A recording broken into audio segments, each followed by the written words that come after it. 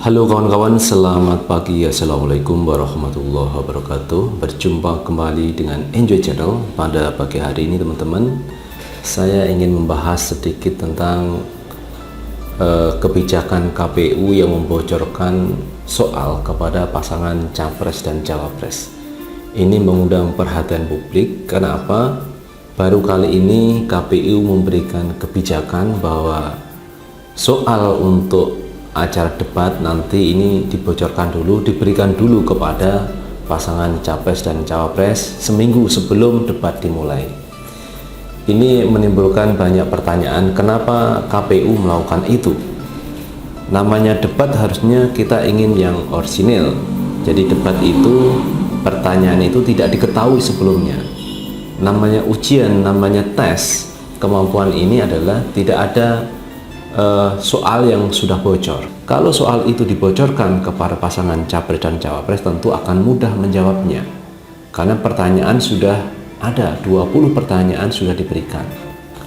Dan nanti Capres dan Cawapres tinggal memberikan jawaban, dan jawabannya itu dirisum di atas kertas seperti ini. Nanti ketika diberi pertanyaan oleh panelis, maka cukup membuka contekan yang sudah disiapkan dari rumah. Jadi ini jawaban tidak orisinal karena sudah diketahui jawabannya, karena dia sudah menerima soal sebelumnya.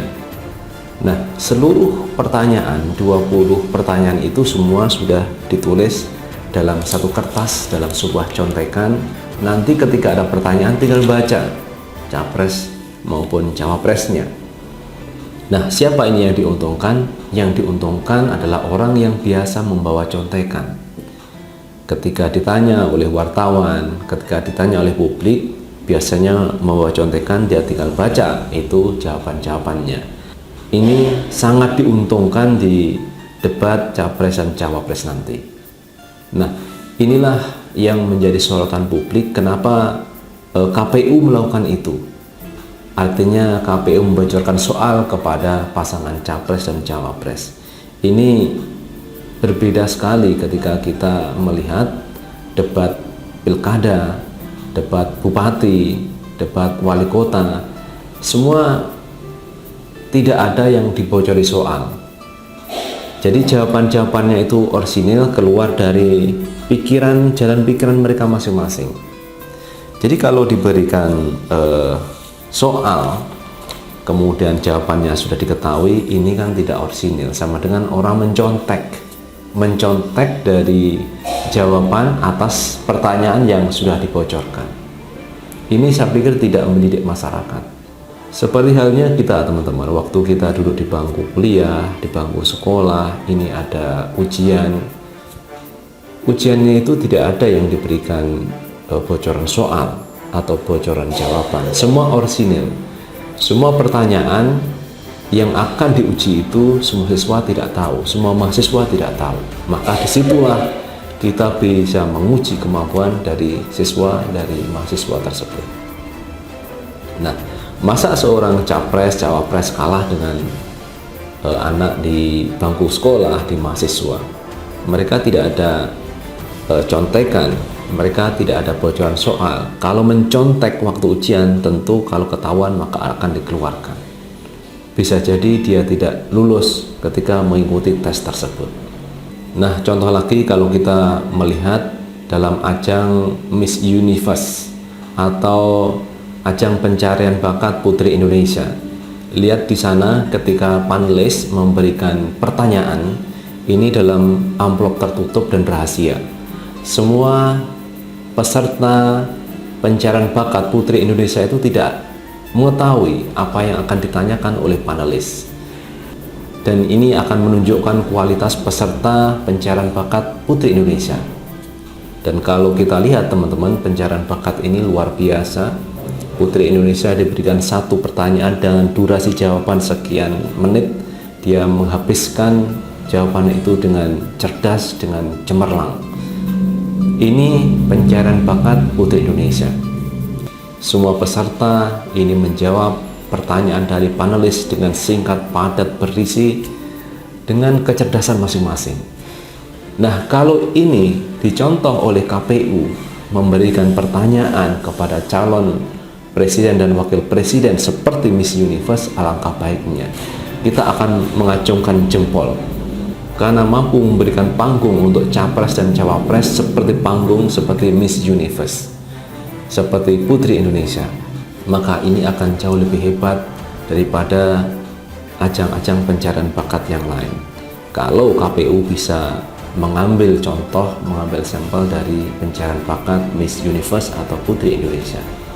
Dan yang kita sorot berikutnya adalah tentang batalnya penyampaian visi misi oleh pasangan capres dan cawapres. Kemarin saya melihat pernyataan dari Arief Budiman selaku Ketua KPU menyatakan bahwa penyampaian visi misi itu dibatalkan karena tidak ada kesepakatan antara tim sukses pasangan Prabowo Sandi maupun Jokowi Ma'ruf Amin. Kalau pihak Prabowo Sandi, penyampaian visi misi harus disampaikan oleh pasangan calon presiden dan wakil presiden. Jadi yang menyampaikan itu adalah pasangan capres dan cawapres yang disampaikan live secara langsung di hadapan 260 juta rakyat Indonesia. Dan ini adalah lebih orsinil karena penyampaian visi misi ini penting kita agar tahu bahwa apa yang disampaikan itu sesuai dengan jalan berpikir seorang capres dan cawapres. Jadi clear, dari pihak Prabowo Sandi menginginkan penyampaian visi misi itu dilakukan oleh pasangan capres dan cawapres. Sementara pihak tim sukses Jokowi Ma'ruf Amin menginginkan bahwa penyampaian visi misi itu cukup disampaikan oleh tim sukses, tidak perlu disampaikan oleh capres dan cawapres. Nah, disinilah perbedaannya. Kalau Prabowo Sandi menginginkan penyampaian visi misi langsung dari capres dan cawapres, sementara tim sukses Jokowi Ma'ruf Amin cukup disampaikan visi misi itu adalah tim sukses, jadi tidak perlu capres dan cawapres. Nah, alasan yang disampaikan kemarin pihak Jokowi Ma'ruf Amin, kalau pasangan capres dan cawapres itu menyampaikan langsung maka durasinya akan habis. Alasan yang kedua yang kemarin saya sempat monitor, kenapa tidak langsung capres dan cawapres yang menyampaikan visi misi, kemungkinan besar karena Jokowi adalah sebagai presiden, dia banyak kegiatan, kesibukan yang padat, jadi waktunya terbatas kalau menyampaikan visi misi. Kalau pihak Prabowo mungkin banyak waktu, banyak belajar dia menyampaikan visi misi, tetapi kalau Pak Jokowi sibuk dengan kegiatan kepresidenan. Itu alasan yang disampaikan oleh pihak Jokowi Ma'ruf Amin. Nah, karena perbedaan pendapat antara tim sukses Prabowo dan tim sukses Jokowi ini, KPU akhirnya mengambil sikap meniadakan penyampaian visi misi di awal debat calon presiden dan wakil presiden. Kalau ingin menyampaikan visi misi terserah pasangan capres dan cawapres, diatur sendiri, tidak difasilitasi oleh KPU. Ini adalah keputusan KPU yang meniadakan penyampaian visi misi karena tidak ada kesepakatan antara pasangan Prabowo Sandi dan pasangan Jokowi Ma'ruf Amin. Dan inilah yang disesalkan oleh publik, kenapa KPU mengambil sikap seperti itu. Harusnya KPU sebagai wasit, sebagai juri penengah terhadap dua kandidat ini. Dan kandidat ini harusnya mengikuti aturan KPU. Kalau KPU menyampaikan visi misi langsung dari capres dan cawapres, maka selesai semuanya.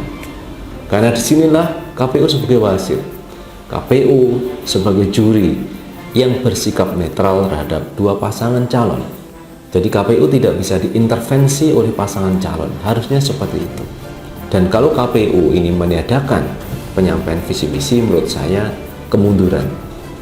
Masalahnya debat calon presiden dan wakil presiden 2014 itu disampaikan visi misi oleh pasangan capres dan cawapres, tetapi di pemilu 2019 ini ditiadakan. Berarti ini adalah kemunduran.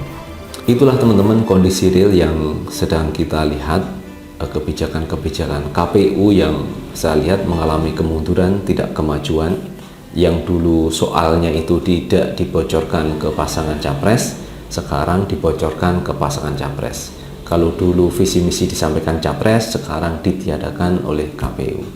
Itulah teman-teman kebijakan KPU yang memberikan bocoran soal kepada pasangan Capres dan Cawapres agar pasangan Capres dan Cawapres nanti belajar soal-soal 20 soal yang diberikan KPU kepada pasangan Capres dan Cawapres. Kalau nanti sudah dipelajari, maka ketika live, ketika debat dimulai, maka pasangan Capres dan Cawapres sudah punya jawaban karena soalnya sudah diberikan oleh KPU. Dan ini sangat menguntungkan yang biasa mencontek, yang biasa membawa kertas untuk memberikan satu jawaban terhadap soal-soal yang akan diberikan KPU, yang soal itu sudah diketahui oleh pasangan Capres dan Cawapres. Demikian kan kawan, informasi tentang kebijakan KPU. Dan sekali lagi teman-teman, jangan lupa tetap like, subscribe, dan komen di channel ini. Sampai jumpa pada video yang datang. Sukses selalu. Assalamualaikum warahmatullahi wabarakatuh.